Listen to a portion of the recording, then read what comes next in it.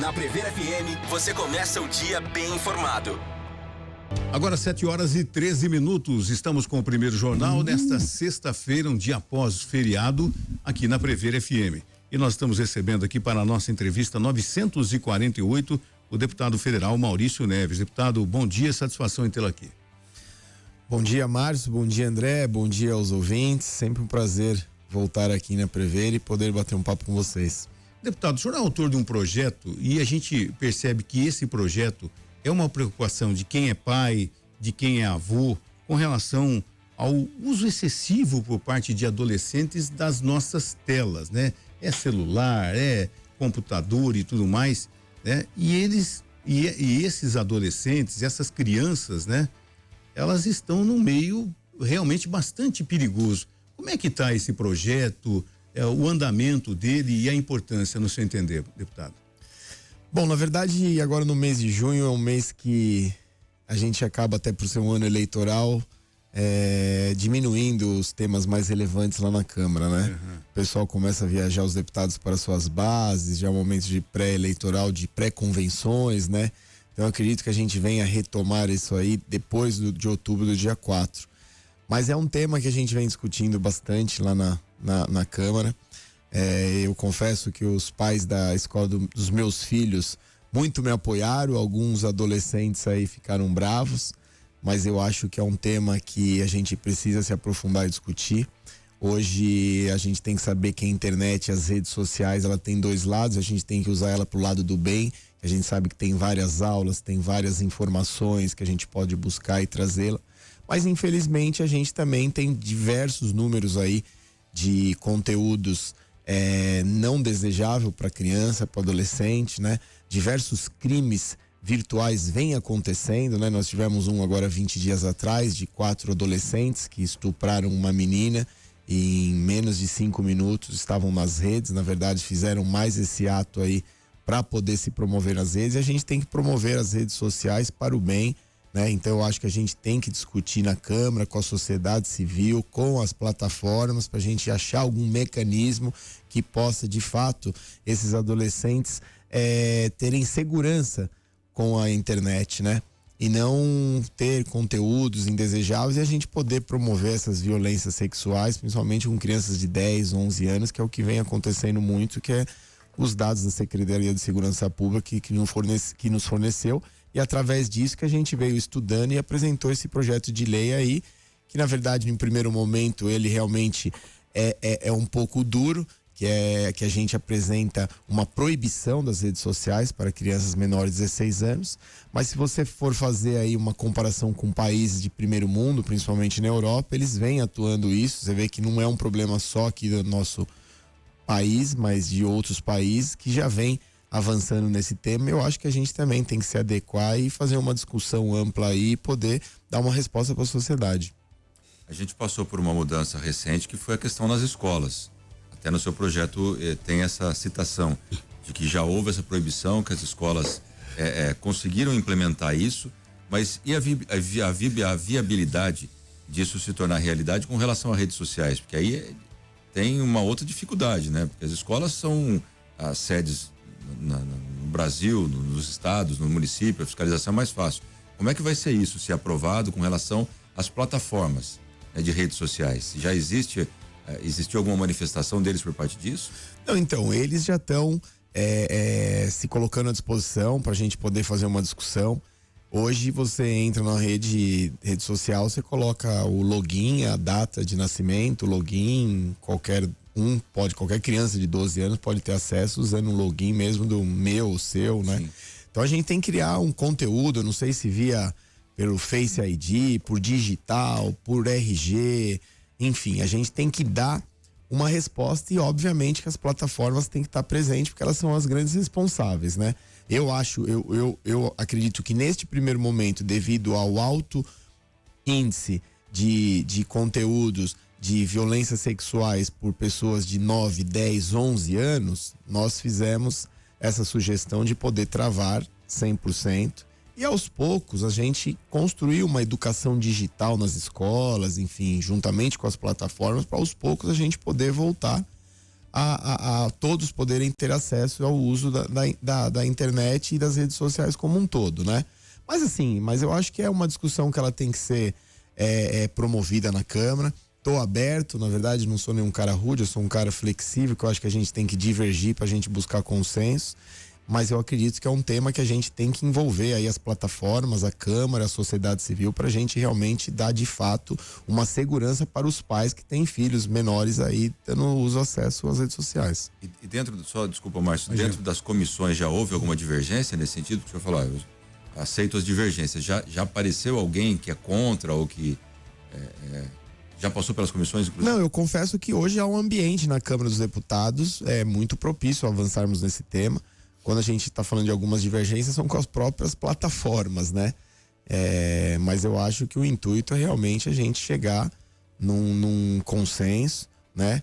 E que possa, sim, dar segurança para os nossos filhos aí e também que as plataformas não possam ser prejudicadas, né? Mas eu acho que num todo aí, além da gente colocar esses itens para serem mais seguros o acesso aos adolescentes e crianças, eu acho também que nós temos que promover aqui no nosso país, a sociedade, nas escolas, uma educação digital saudável para todas as nossas crianças e adolescentes. A gente percebe que a batalha entre o Congresso e as Big Techs é muito grande, né? Em todos os sentidos. É uma luta, assim, ferrenha que tem que ser efetivada a todo momento, né, deputado? A gente percebe esse caso da sexualização de menores de 16 anos, eu acho um tema importantíssimo, mas temos outras envolvendo as Big Techs e parece que é muito difícil um consenso dentro do Congresso, né? Exatamente. E assim, além desse tema da sexualização aí com crianças e adolescentes, nós temos o tema que esse uso excessivo das redes tem feito crianças ficarem mais nervosas, ansiosas. Nós sabemos que nós estamos num momento de crianças e adolescentes que ele não tem a saúde mental construída. A gente está na fase ainda de construção da adolescência. Então a gente tem que ser muito crítico, tem que ser muito cuidadoso nisso, né? Então eu acho que é um tema relevante. Você vê que não é à toa que os países da Europa vêm endurecendo nesse tema. Eu acho que o Brasil não pode ficar para trás. A gente tem que se enquadrar nessa pauta aí e a gente poder dar uma resposta muito em breve aí para nossas crianças e adolescentes. Ellen, você tem uma pergunta? Sim, na verdade, eu morei muitos anos, deputado, em Santos. E tem um porto de importância muito relevante para o país inteiro. Na verdade, se não me engano, é o maior porto da América Latina.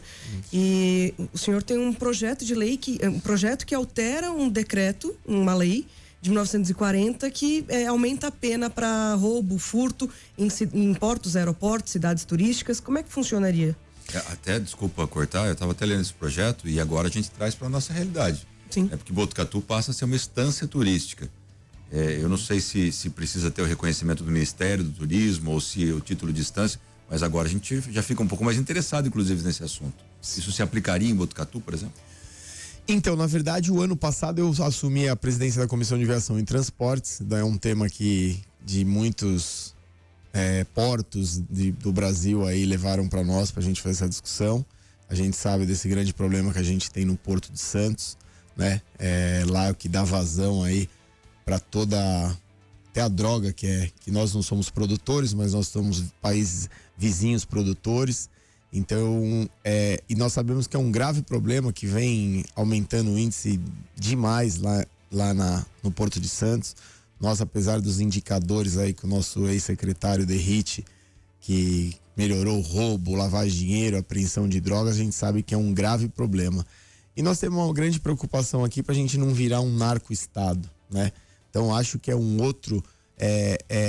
outra discussão. Nós que somos de um partido que é da segurança pública há muitos anos, temos grandes quadros no partido que defende a segurança pública, né?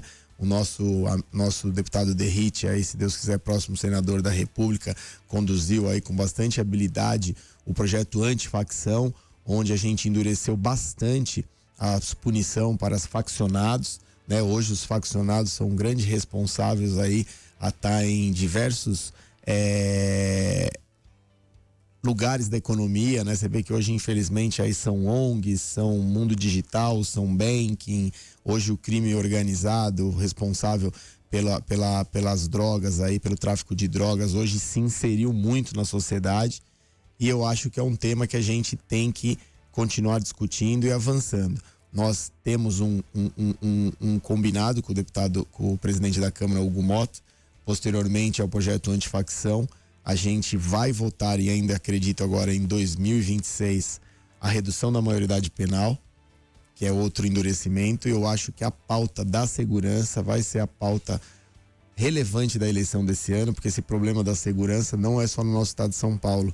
Os demais parlamentares que eu falo de outros estados têm como grave item e pauta da eleição desse ano a segurança pública, né, que vem crescendo e assombrando a toda a população. Aqui em Botucatu e região, graças a Deus, aqui vocês são os privilegiados, porque a gente não tem muitos indicadores, mas a gente sabe que o problema da droga está presente em todos os municípios.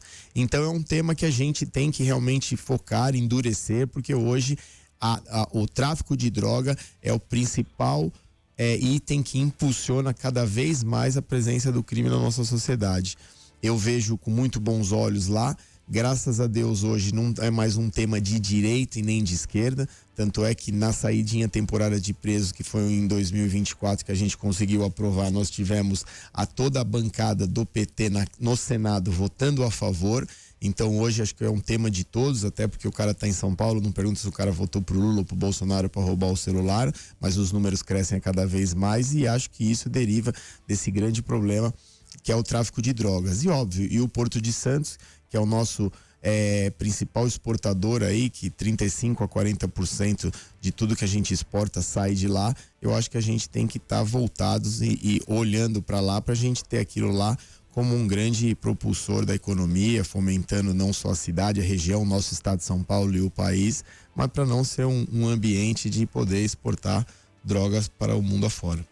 Deputado, aproveitando sempre que um político está aqui nessa bancada, tem uma pergunta que a gente nunca pode deixar de fazer e que está realmente preocupando todo o Brasil, que é a compulsividade de pessoas nas bets, né? Que está tomando conta, infelizmente, independente da classe econômica das pessoas, então está alijando famílias, inclusive. Como é que, de fato, o Congresso Nacional pode minimizar e talvez resolver esse problema das bets, da compulsividade, está destruindo famílias no Brasil? Bom, Márcio, eu acho que a gente está num ano que nós temos a nossa sociedade, um ano de grande responsabilidade, né? A gente sabe que a gente precisa trocar o governo, com todo respeito às ideologias. Hoje eu vejo um governo muito atrasado, realmente um governo que gasta muito, entrega pouco, um governo que não prioriza de fato a segurança pública, é um governo que não, além das ações sociais, dos programas sociais que a gente sabe que precisam ter e que é uma pauta que nós defendemos junto com a esquerda, mas a gente não pode fazer com que as pessoas tenham os programas sociais e ficam dependentes daquilo para a gente tornar uma sociedade, um país a mais impotente do trabalho, que infelizmente é o que o governo do PT hoje promove com a sociedade.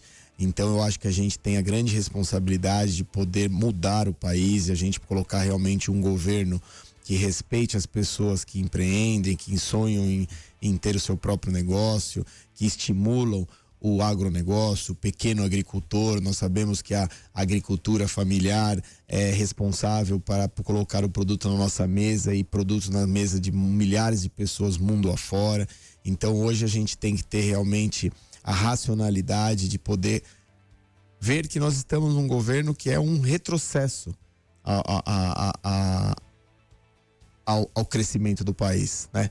Então eu acho que nós precisamos de agora realmente colocar um executivo que coloque um projeto de país, né? Eu, com todo respeito ao presidente Lula, eu acho que hoje ele, com todo respeito à sua biografia, à sua história, é um governo ultrapassado. Eu acredito que é um ex-jogador em atividade e eu acho que as pessoas têm que, de fato, principalmente aí os formadores de opinião, o nosso estado de São Paulo, que é a locomotiva do Brasil, responsável pelas maiores riquezas que nós temos no país, geração de emprego e renda, que a gente tenha consciência, principalmente aqui no sul de São Paulo e área do Sudeste, porque a gente tem discutido lá em Brasília que se nós conseguirmos ganhar bem com uma larga diferença do PT nesses estados aqui, mesmo a gente perdendo no Nordeste, que a gente sabe que a gente tem uma grande dificuldade lá, apesar dos números hoje serem diferentes de outras eleições, a gente poder ganhar a eleição e a gente colocar realmente um país para frente, com um projeto de país, que a gente possa se desenvolver,